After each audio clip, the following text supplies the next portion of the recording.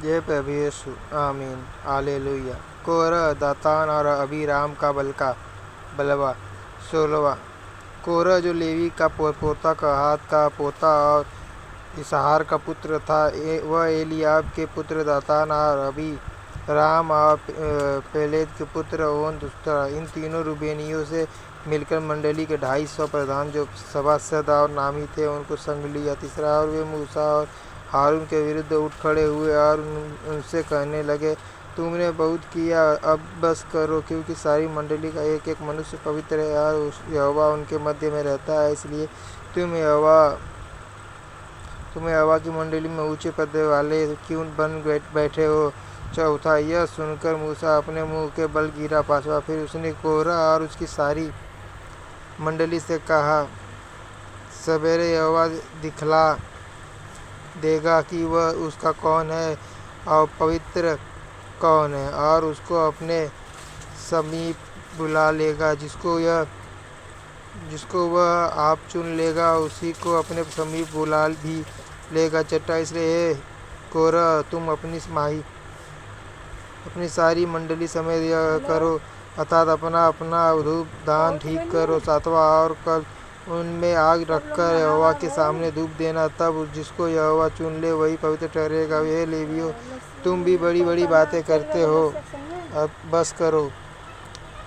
आठवां, फिर मूसा ने कोरह से कहा, हे लेवियों सुनो। नौवां, क्या यह तुम्हें छोटी बात जान पड़ती है कि इज़राइल के परमेश्वर ने तुमको इज़राइल की मंडली से अलग करके अपने निवास की सेवा करने और मंडली के सामने खड़े होकर उसकी भी सेवा टहल करने के लिए अपने समीप बुला लिया है। 10वां, आओ तुझे और तेरे सब लेवी भाइयों को भी अपने समीप बुला लिया है, फिर भी तुम याजक पद के भी खोजी हो। 11वां, और इसी कारण तूने अपनी सारी मंडली को यहोवा के विरुद्ध इकट्ठी किया है। हारून कौन है कि तुम उस पर बुड़बुड़ाते हो।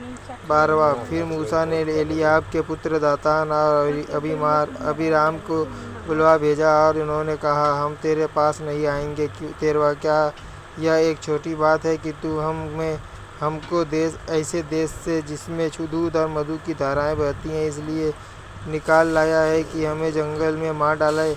फिर क्या तू हमारे ऊपर प्रधान भी बनकर अधिकार जताता है। 14वां, फिर तूने हमें ऐसे देश में जहाँ दूध और मधु की धाराएं बहती हैं नहीं पहुँचाया और न हमें खेतों और दाख की बारियों के अधिकारी किया। क्या तू इन लोगों की आंखों में धूल डालेगा? हम तो नहीं आएंगे। 15वां, तब मूसा का कोप बहुत भड़क उठा और उसने यहोवा से कहा, उन लोगों की भेंट की ओर दृष्टि न कर। मैंने तो उनसे एक गदहा नहीं लिया और न उनमें से किसी की हानि की है। 16वां, तब मूसा ने कोरह से कहा, कल तू अपनी सारी मंडली को साथ लेकर हारून के साथ यहोवा के सामने हाजिर होना। 17वां, और तुम सब अपना अपना धूप दान लेकर उनमें धूप देना, फिर अपना अपना धूप दान जो सब समेत 250 होंगे यहोवा के सामने ले जाना। विशेष करके तू और हारून अपना अपना धूप दान ले जाना। 18वां, इसलिए उन्होंने अपना अपना धूप दान लेकर और उनमें आग रखकर उन पर धूप डाला और मूसा और हारून के साथ मिलाप वाले तंबू के द्वार पर खड़े हुए। 19वां, और कोरह ने सारी मंडली को उनके विरुद्ध मिलाप वाले तंबू के द्वार पर इकट्ठा कर लिया। तब यहोवा का तेज सारी मंडली को दिखाई दिया। 20वां, तब यहोवा ने मूसा और हारून से कहा। 21वां, उस मंडली के बीच में से अलग हो जाओ कि मैं उन्हें पल भर में भस्म कर डालूं। 22वां, तब वे मुँह के बल गिर के कहने लगे, हे ईश्वर, हे प्राणियों के आत्माओं के परमेश्वर, क्या एक पुरुष के पाप के कारण तेरा क्रोध सारी मंडली पर होगा? 23वां, यहोवा ने मूसा से कहा। 24वां, मंडली के लोगों से कह कि कोरह दातान और अबीराम के तंबुओं के आसपास से हट जाओ।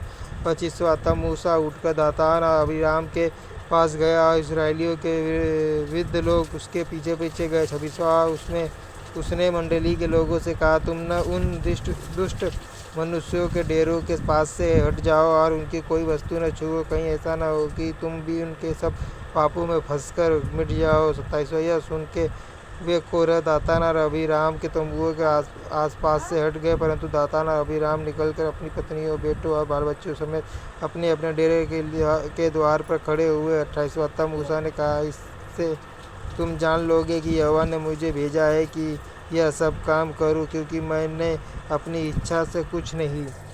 जय प्रभु यीशु, आमीन, हालेलुया। गिनती 16:16-40 की 38वां। यदि उन मनुष्यों की मृत्यु सब मनुष्यों के समान हो और उनका दंड सब मनुष्यों के समान हो, तब जानो कि मैं यहोवा का भेजा हुआ नहीं हूँ।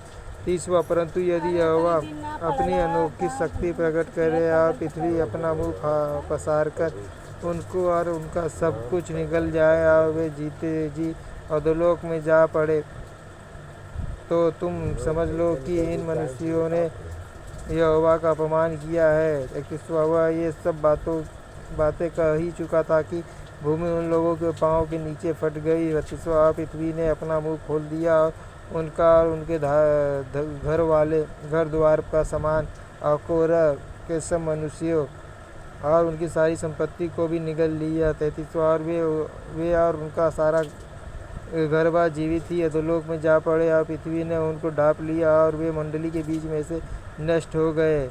34वां। और जितने इजराइली उनके चारों ओर थे वे उनका चिल्लाना सुनकर कहते हुए भागे कि कहीं पृथ्वी हमको भी निगल न ले। 35वां। तब यहोवा के पास से आग निकली और उन 250 धूप जलाने वालों को भस्म कर डाला।